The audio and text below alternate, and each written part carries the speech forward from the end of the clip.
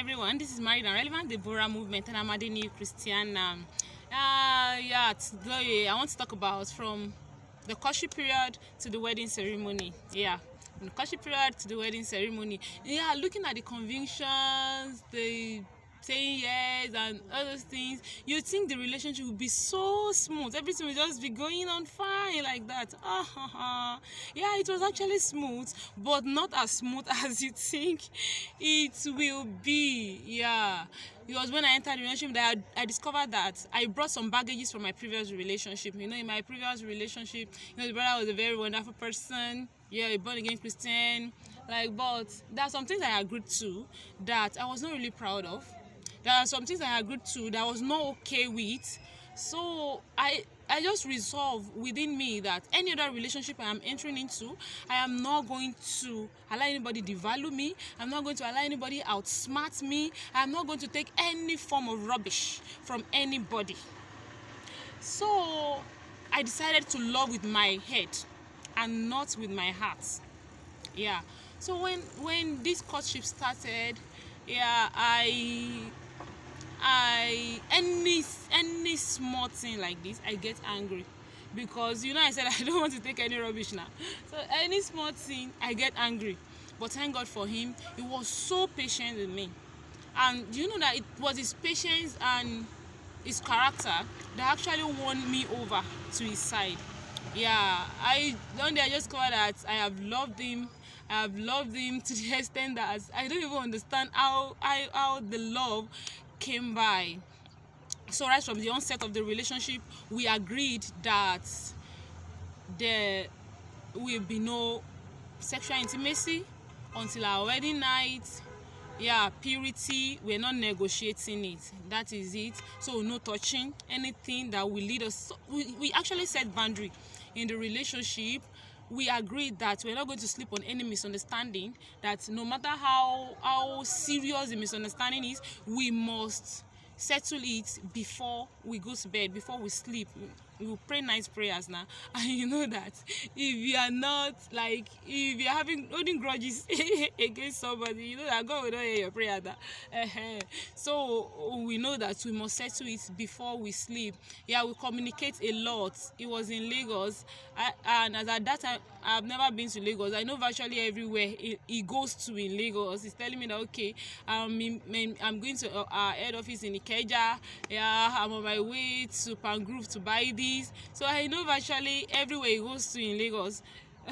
And he likewise, he knows wherever I am, whenever I have lectures, he knows. So we communicate a lot. We pray together. We have our prayer day. We have our fasting day too. And then right from courtship, we started reading the Bible together. We read the Bible through yearly. So he checks on me. Okay, you're in Genesis. How many chapters did you read today? Oh, you are behind. I'm ahead of you. Run. Sometimes I'll be like, I'm ahead of you. Run and catch up. So we started that during courtship. And many more interesting things that we did during courtship. Then we talked about everything, virtually everything and anything. We were so close.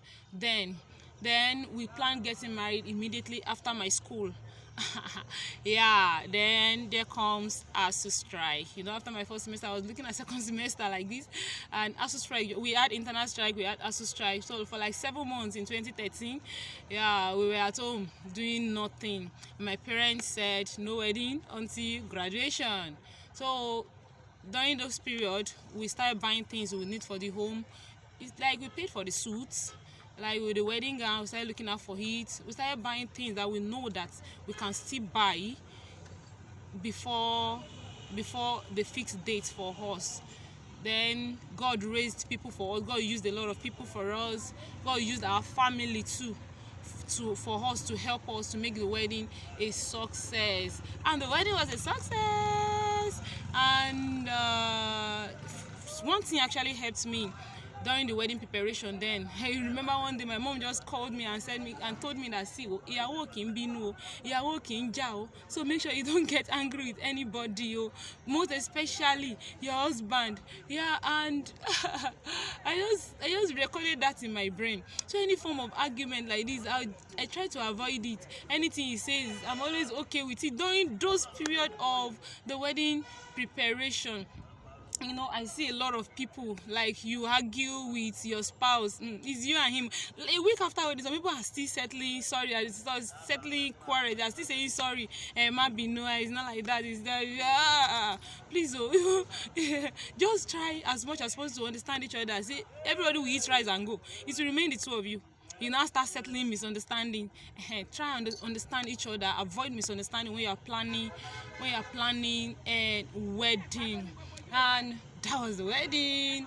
And by next week, after the wedding, we moved to his family house. They welcomed me, the older women and wives in the compound.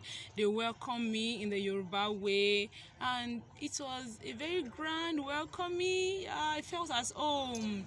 And after that, should I just stop here? After that, we had our first night. So next week, God's willing, we are going to talk about our first night, and it promises to be very interesting. It was so dramatic. Yeah, we'll talk about it. Thank you very much. Remain blessed. Bye.